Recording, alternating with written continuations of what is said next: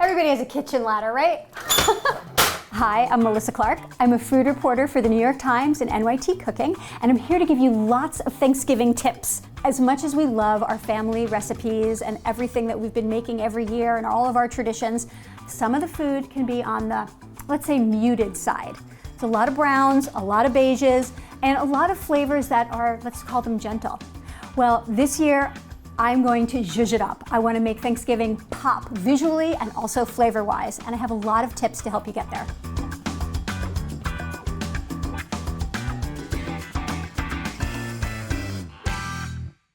My first tip is a really easy one. By choosing serving bowls and platters that are beautiful unto themselves, it's such an easy way to make your food pop.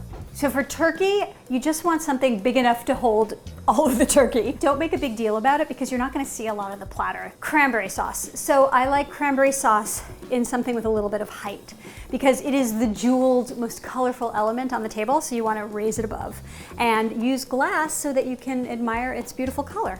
Don't use white for mashed potatoes, they are white enough. And then this is gonna be for my mac and cheese. It's not a metal pan. This looks better on the table. And look at that shape. That shape is really adding a lot of visual interest to the whole thing. In a perfect world, you are figuring all of this out a few days ahead, or at least very early that morning so that it's done, and then you can take all of your dishes and put them out of the way. Another advantage to planning all of this out ahead is that if, say, you don't have the exact right platter for your turkey or your stuffing, you can ask someone to bring it. And now label what goes in what. This is very important because I know I forget. When people come to your house for Thanksgiving, you want to greet them with a festive beverage. You should have something alcoholic and something non-alcoholic so that everybody has something to drink. My favorite cocktail for Thanksgiving, and pretty much any time, is a Manhattan. I love a rye Manhattan, and for this batched version, I'm going to add a teensy bit of absinthe, which will just make sure that everybody sees rainbows. Will it? Yes, it all fits. So you want to have your twist strips at the ready, and then for each cocktail, you just do a little twist right on top, and then the lemon oil goes into the cocktail, and then you drop this in. So just have your strips ready, but don't twist yet. And for a cherry garnish, which I love with the Manhattan, these are great Luxardo cherries, or I make my own maraschino cherries. Every summer, I get my sour cherries, I put them in maraschino or brandy, and you let them sit, and then by Thanksgiving, they're perfect. People tend to think of Thanksgiving vegetables individually. The Brussels sprouts, the yams, the green bean casserole. I say, take all of those vegetables, roast them on big sheet pans, and put them together on a platter. They're so much more beautiful. You'll have the different textures, the different colors, you can garnish it, and it's also easier. Did you know that it's not just pumpkin seeds that are really delicious to salt and roast? You can do it with any kind of squash seed. And delicatas, they get super crispy when you oil them and put them in the oven. So save your seeds and make yourself a little treat. Don't think I'm not gonna roast it, because I am.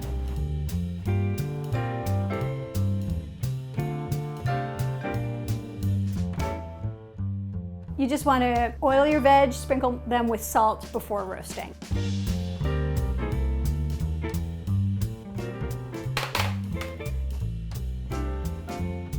So you want to pull each tray as it's ready, however long it takes. And what you're looking for is golden brown at the edges, but not golden brown all over, because you really want to keep that vibrant color. So here's the thing, when you have a roasted vegetable platter that is as pretty as this, do you even need to garnish it? But the reason that we're going to add these garnishes is for flavor. So this is just a garlicky yogurt. I'm going to do a little cider vinegar and some hot honey. Cumin seeds. These you're barely even gonna see them, but they add so much flavor. If you have time to toast them, put them in a dry skillet till they start to smell delicious. Sesame seeds, think of it as like an everything bagel. Parsley and pomegranate seeds, because I can't get enough of them. I have another tip for you that is all about tweaking your family recipes to bump up the flavor. These are the recipes you make year after year. Here's how to make them special. Gravy. Can you guess what I'm going to suggest as a special secret gravy ingredient? Anchovies. Just hear me out. Anchovies are not traditional in gravy, but they have an umami, just rich savoriness that it works so well with the drippings, the butter, and it just rounds it out. And you don't taste fishiness, and you don't even taste anchovy. You just taste, yum, what is that? I don't bother with Gravy Master because we don't care what color our gravy is, but this is a time-honored food stylist trick. Nothing wrong with a little Gravy Master.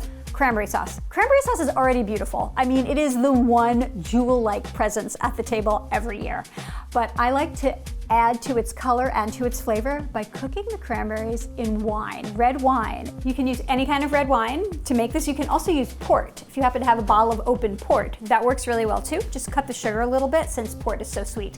We're not a mac and cheese family, but I know that it is a very big part of many Thanksgivings out there, and it is delicious. Instead of topping it with the usual breadcrumbs, try something new, like crushed Cheez-Its or pretzels or crackers or Japanese rice crackers. Anything crunchy is gonna work. I don't know, what do you guys think? Cheez-Its? Yeah. Cheez-Its, is it unanimous? Yeah. Whoa, unanimous. Okay, Cheez-Its, we are doing Cheez-Its. So I'm gonna make crumbs out of these. So the trick here is you don't wanna crush these as finely as your breadcrumbs. You want them to be a little more textured, and that way they'll be even crunchier. As you can see, I'm measuring very carefully. You don't have to measure with this topping. You just want it to look like wet sand. So you just add enough butter.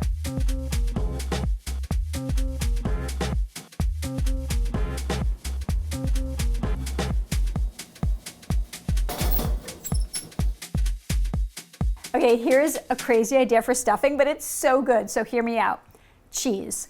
A little bit of cheddar cheese in your stuffing and on top is almost like a mac and cheese stuffing mashup. So for people who don't usually have mac and cheese on the table, if you want to add delicious cheesiness, add it to the stuffing. It's really good. This recipe here is my cornbread stuffing. Stuffing is where you play around with the bread. The base of the stuffing is so customizable to what you love and what you have. My mother used bagels. She put them in the freezer for weeks. I love cornbread because I love the sweetness. Brioche is amazing. Challah is another great one. Rye bread, crusty sourdough. The bread in a stuffing is your choice. The only trick is you want to add some of the cheese to the bread mix, and then you want some on top, because that cheese on top is actually the best part, because that's the part that gets a little melty and a little crunchy at the edges.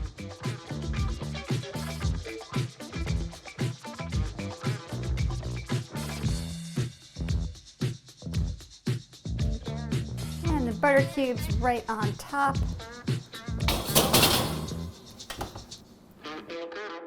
Let your green beans be green. Instead of making a green bean casserole that makes them kind of brown, just revel in their beautiful verdant color, cook them lightly, and serve them simply. I have a really great recipe that does just that. Garnish, garnish, garnish. I mean, could there be a more beautiful bird than this one? I don't think so, but it's gonna be even more beautiful when we garnish it with this array of stunning autumnal deliciousness. What I like to do is I like to buy a lot of beautiful things. I like to buy herbs, and then I'll go to the market and buy like little grapes and lady apples and suckle pears, and I'll char some lemons, and I'll have all of that ready. And when I'm plating things, I will just grab things and I will just garnish and add a little this and a little of that. I don't worry about it too much, but even just like a half of a lemon that's been charred on the platter with the turkey adds so much character. One thing I want to point out is, notice how the turkey is carved on the platter. This is how you serve a turkey, right? So if you've never made turkey before and this is going to be your first Thanksgiving to roast a turkey, I would say instead of trying to start with a whole bird, which is really, it's heavy, it's complicated, it's hard to get the timing right, start with turkey parts.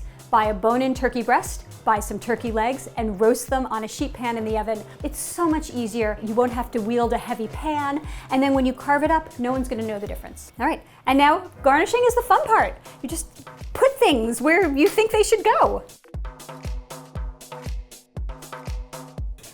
This guy here. Yeah, that's nice. No, that's too symmetrical. Here? No, maybe Do one more pair here. And for your mashed potatoes, instead of just adding butter, I like to let the butter get brown. After you've browned the butter, throw some herbs right into the pan. Some sage or some other herbs, get them fried and crispy, and then those can go on top of your mashed potatoes too. And then you can add these pools of golden browned butter on top of your mashed potatoes. It's beautiful and it tastes so good. For dessert, there's nothing boring about Thanksgiving pies. They're fantastic, but they are a little monochromatic. Have your pies, but have a cranberry dessert too, because it's really pretty. I suggest a cranberry cake with a pink buttercream and then sugared cranberries right on top. So I have whole cranberries here. You can use either fresh or frozen. Fresh is better, but if frozen is what you've got, use what you've got. And I'm just gonna coat them in simple syrup. And basically the simple syrup is gonna act like glue, and it's gonna allow granulated sugar to stick onto the cranberries. See how this syrup is getting pink? At the end of this, save the syrup, which is gonna taste lightly cranberry-ish, and use the syrup for all kinds of things.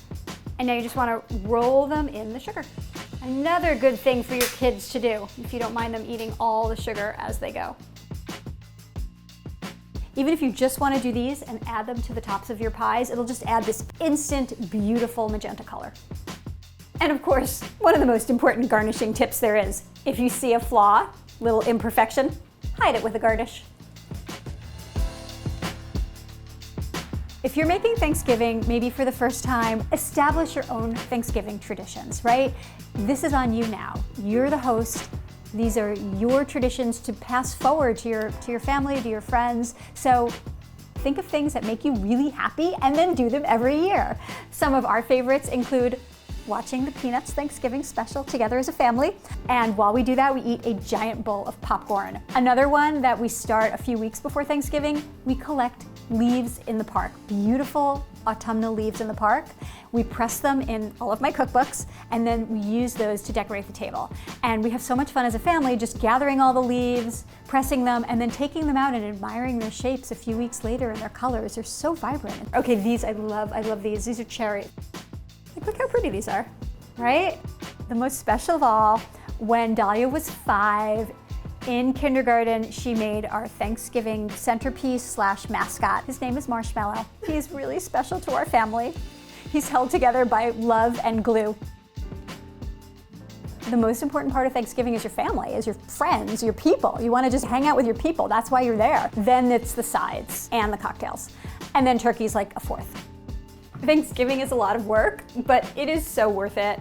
And hopefully these tips made it even better for you, and you'll just have a lovely day with the people you love. Cheers.